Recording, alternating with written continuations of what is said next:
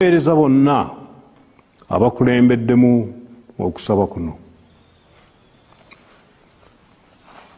Newankubadde tetubaddeewo nga tuli ebweru mu kujjanjabibwa, ebintu byonna ebibaddewo tubadde tubigoberera bulungi.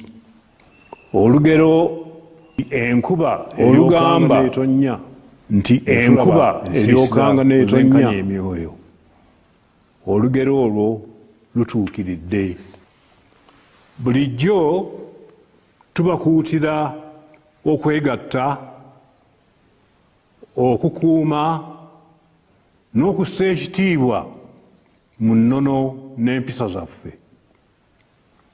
Wano omulabe w'ayinza okuyita singa tugayaalirira ensonga zino. Embeera gye tuyiseemu mu myezi egiyise eviiriddeko abantu abamu mu butamanya oba mu bugenderevu okuvoola n'okumenya empisa y'ensi n'okweyisa mu ngeri etasaanidde. Bakoze ebintu bingi okuubisa abantu baffe ebikwata ku Nnamulondo n'Obwakabaka. Kino kya bulabe ddala. Abantu abo musaana okubeegendereza ddala. N'olw'ensonga eyo tujjukiza abantu baffe ensonga zino. Ekisooka, Kabaka alina emisoso n'enkola egobererwa ng'atuula ku Nnamulondo, era Kabaka mu butamanya oba mu bugenderevu ab'obusolya, okuvoola.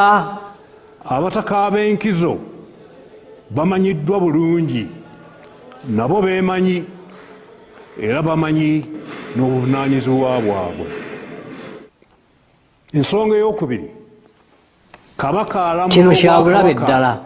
ng'ayambibwa Abantu abo Katikkiro musaana ye Kabaka yennyini gw'aba yeerondedde, era Kabaka taba na musigire.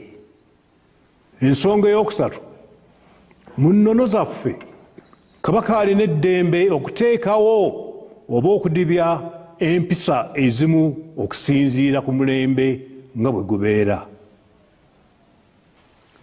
Twebaza abantu bonna n'okusingira ddala abavubuka baffe, abo bonna abali emitala w'amayanja olw'omukwano n'obuwulize eri Nnamulondo.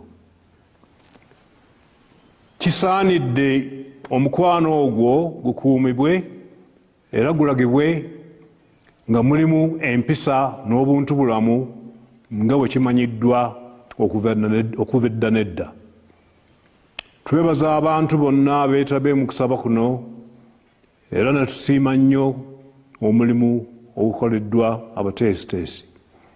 Mukama abeere nammwe, nsanyuse nnyo okubabuuzaako.